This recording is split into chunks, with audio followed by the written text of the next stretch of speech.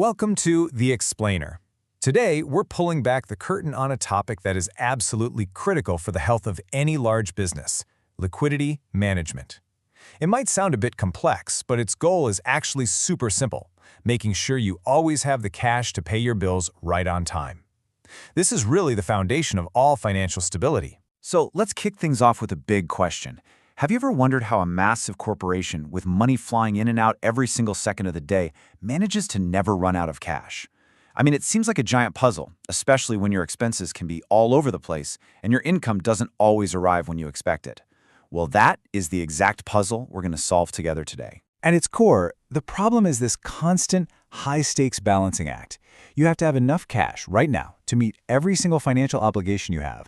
We're talking payroll, paying suppliers, loan payments, you name it, at the exact moment it's due. If you get this wrong, even a company that's profitable on paper can find itself in a whole world of trouble.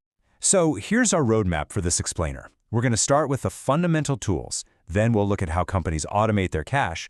Then we'll dive into some more advanced strategies for big corporate groups. And finally, we'll wrap up with why all of this matters. Sound good? Let's get started. All right, let's open up the toolkit. We're going to begin with two ideas that I think we can all relate to: earning a little extra money on your savings and having a way to borrow if you're ever running short. First up is credit interest. This is probably the simplest tool of all. It's just the money your cash earns for you while it's sitting in a bank account. You can think of it as a little thank you from the bank for letting them hold on to your funds. Now, for a huge company with millions in the bank, even a tiny interest rate can add up to some serious cash. Let's put some numbers on that, shall we?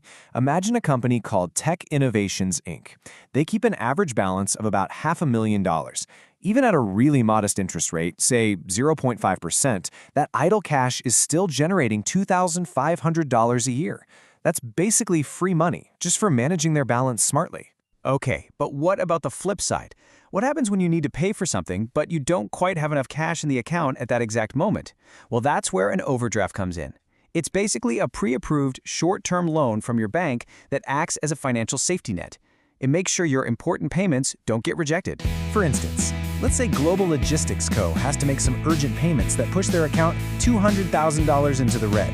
Because they have an overdraft facility, the payment goes through without a hitch. Now, of course, this isn't free. They'll pay some fees and interest on that amount, but it keeps the wheels of their business turning without any disruption. Now for a more specialized tool, something called a daylight overdraft. This isn't really for your typical company. It's a tool used by banks themselves to cover massive, time-sensitive payments to other banks. Think of it as a multi-million-dollar overdraft that only lasts for a few hours. The key rule is that it must be paid back before the end of the business day. So here's how that might work. At 9 a.m., Megabank needs to send $100 million, but they only have $80 million in their account. No problem. They use a $20 million daylight overdraft to make the payment. They're not worried because they know a $50 million payment is coming in at 11 a.m. As soon as that money arrives, the overdraft is cleared and they avoid any expensive overnight fees. It's this high-stakes financial dance that happens behind the scenes every day. So, we've talked about the basics of earning and borrowing. But how does a big company manage all of that across maybe hundreds or even thousands of different bank accounts? The answer is automation. And that brings us to our next set of really clever tools. The first one is called a zero balance account, or a ZBA. And it's exactly what it sounds like: a special kind of checking account where the balance is intentionally kept at zero.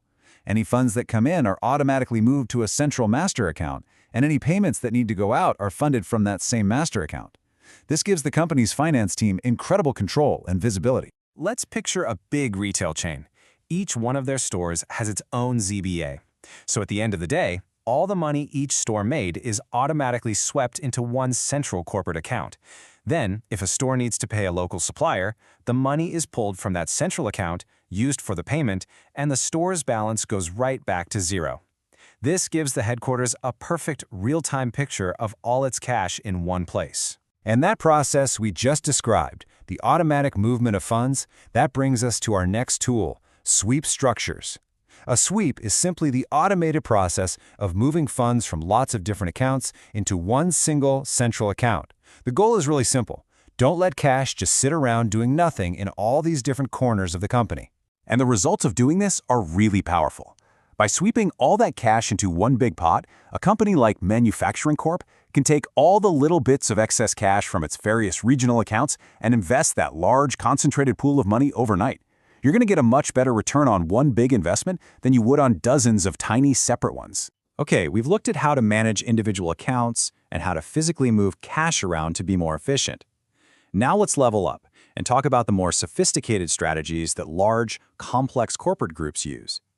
This is where things get really efficient and honestly pretty cool. Let's start with a really interesting idea called notional pooling. The key word to focus on here is notional, which just means it's an idea. It's not physically real. What happens is the bank agrees to look at all of a company's different accounts as if they were one single account. But, and this is the important part, no money actually moves between them. It's all a virtual consolidation. So the difference between sweeping and pooling is pretty straightforward. A sweep physically moves the cash from account A over to account B. With notional pooling, the money stays exactly where it is. The bank just does the math behind the scenes, offsetting the positive balances against the negative ones for interest purposes. So it's a big strategic choice for a company. Do we actually move the cash, or do we just have the bank pretend we did?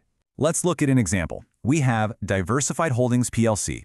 Subsidiary A has a $5 million surplus, which is great, but subsidiary B is overdrawn by $2 million.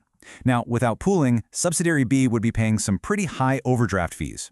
With pooling, the bank just looks at the net position of the whole group, which is a $4 million surplus. So the company now earns interest on that $4 million, and subsidiary B completely avoids paying any of those expensive overdraft charges. All right, our next strategy is a huge problem solver for giant companies. It's called POBO and ROBO. That stands for pay on behalf of and receive on behalf of. To put it simply, it means one central department, like the Treasury, handles all the payments and collections for the entire corporate group. Imagine a massive international conglomerate that owns 50 different subsidiary companies. Instead of each of those 50 companies managing its own banking relationships and payments, a single central Treasury department pays every single vendor invoice for the whole group. That's POBO. And when customers pay, all that money flows into one central account. That's ROBO. It makes things so much simpler, it cuts down on bank fees, and it gives the chief financial officer a crystal clear, up-to-the-minute view of the company's entire cash position. So we've covered a lot of ground here, from simple credit interest all the way to complex virtual pooling. Now let's bring it all home and talk about the most important part. Why do these tools matter so much for a company's financial stability? Here it is, our full liquidity management toolkit. We have credit interest, overdrafts, those special daylight overdrafts for banks, zero balance accounts, sweep structures, notional pooling, and POBO/ROBO. Each and every one of these is a powerful piece of the overall puzzle. You know, this quote really says it all perfectly. Effective liquidity management isn't just a nice little extra or a way to squeeze out a bit more profit. It is the absolute water of life for a business. Without it, even a profitable, successful company can fail. These tools ensure survival, they ensure sustainability, and they keep things running smoothly day after day. So, we'll leave you with a question to think about. Beyond just making sure the bills get paid, what's the biggest thing a company can achieve, or on the flip side, fail at, based purely on how well it manages its cash? We'd love to hear your thoughts on that in the comments below. And hey, if you learned something new today, we'd really appreciate a like on this explainer and a subscribe to the channel. Thanks so much for watching, and we'll see you in the next one.